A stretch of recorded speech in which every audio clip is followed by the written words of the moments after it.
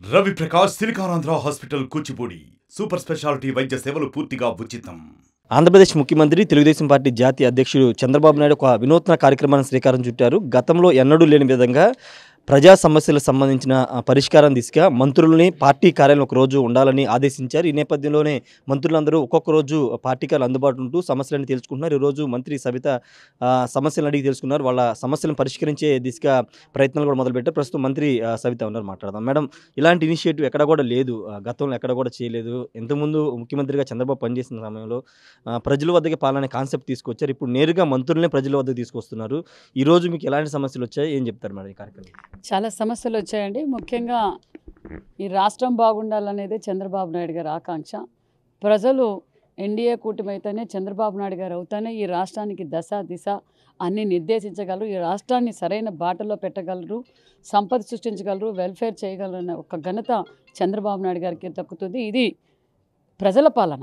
ప్రజాస్వామ్యంలో ప్రజలు ఈ 5 సంవత్సరాల్లో అనేక రంగాల్లో అనేక విధంగా ఇబ్బందులు పడ్డారు. ఇక్కడ కూడా మేము ఈరోజు ప్రజా దర్బార్ ఇక్కడ ఏర్పాటు చేశాం. చంద్రబాబు నాయుడు గారు మాకు దశ దిశ నిర్దేశించింది ఇది ఒక్కటే, కక్ష సాధింపు చర్యలకు వెళ్ళొద్దండి, ప్రజల దగ్గరికి వెళ్ళండి, ప్రజల సమస్యలు తెలుసుకోండి, ఒక్కొక్కటిగా మీరు పరిష్కారం చేయండి అనేది మాకు చంద్రబాబు నాయుడు గారు దశ దిశ నిర్దేశించారు. ఈరోజు నేను మా సెంట్రల్ పార్టీ ఆఫీస్లో కూర్చున్నాను. అనేక సమస్యలు, కొంతమంది మహిళలు కొన్ని సమస్యల ద్వారా వచ్చారు. చాలా మటుకు వైసీపీ నాయకులు కబ్జా చేసిన భూమి విషయాలే ఎక్కువగా వచ్చాయి గ్రామ స్థాయిలో. అదే కాకుండా మా అమ్మాయి గంజాయి అడక్ట్ చేసి మా అమ్మాయిని ట్రాప్ చేసి తీసుకెళ్లారనే కేసులు కూడా వచ్చాయి. అవి ఒక్కొక్కటిగా మేము నా పరిధిలో ఉన్నవి నేను ఇమ్మీడియట్గా ఫోన్ చేసి వాళ్ళకి పరిష్కారం కూడా చేసాం. ఇలాంటి సమస్యలు చాలా ఉన్నాయి. సాధ్యమైనంత వరకు ఈరోజే మేము క్లియర్ చేయడానికి చూస్తాం. మీరు మరికొన్ని ఏదైనా లీగల్ సమస్యలు ఉండేటివి కూడా ఒక్కొక్కటిగా పరిష్కారం వైపు జరుగుతున్నాం. గత ప్రభుత్వ హయాంలో మనం చూసాము, ఎవరు కూడా ప్రజా సమస్యలు వినడానికి కూడా ఆస్కారం లేదు. స్పందన కార్యక్రమం పెట్టారు కానీ పెద్దగా సమస్యలను పట్టించుకున్న పరిష్కారం కూడా చేయలేదు. ఇప్పుడు ముఖ్యమంత్రి గారితో సహా మీ మంత్రులందరినీ కూడా ప్రజల వద్దకు తీసుకెళ్ళాలి. రాజు బాగుంటే రాజ్యం బాగుంటుంది, రాజే బాగాలేకపోతే రాజ్యం ఎలా బాగుంటుందండి? 5 సంవత్సరాలుగా ఏం చేశారో వైసీపీ ప్రభుత్వం, వైసీపీ 151 ఎమ్మెల్యేలు ఏ విధంగా ప్రవర్తించారో ముఖ్యమంత్రి కూడా అలాగే ప్రవర్తించారు. ఇక్కడ రాజు బాగున్నారు, రాజు బాగుంటే మొత్తం అందరం పనిచేస్తాం. ఆయన దశ దిశ మాకు నిర్దేశిస్తున్నారు. ఈరోజు రాష్ట్ర వ్యాప్తంగా ఎవరు ఏ పని చేయాలని చంద్రబాబు నాయుడు గారు ఆదేశిస్తున్నారు. ఆ విధంగా ఆల్రెడీ అభివృద్ధి కార్యక్రమాలు ఒక పక్క అభివృద్ధి కార్యక్రమాలు జరుగుతున్నాయి. ఏదైతే ఎన్డీఏ కూటమిలో మేనిఫెస్టోలో చంద్రబాబు నాయుడు గారు తొలి సంతకం అన్నారో తొలి సంతకం పెట్టారు.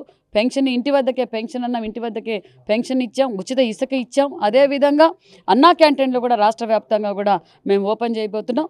అభివృద్ధి ధ్యేయంగా తెలుగుదేశం పార్టీ ఎన్డీఏ కూటమిలో మేము అభివృద్ధి ధ్యేయంగా పనిచేయబోతున్నాం. మీ జిల్లాకు సంబంధించి ఏమైనా, అనంతపురం జిల్లాకు సంబంధించి ప్రత్యేకంగా ఏమైనా ఫిర్యాదులు వచ్చాయి మేడం? అనంతపురం జిల్లాలో 2 వచ్చాయండి భూ సమస్యలు. అవి కూడా నేను రెవెన్యూ డిపార్ట్మెంట్తో మాట్లాడుతున్నాను. అవి కూడా పరిష్కారం చేస్తాం.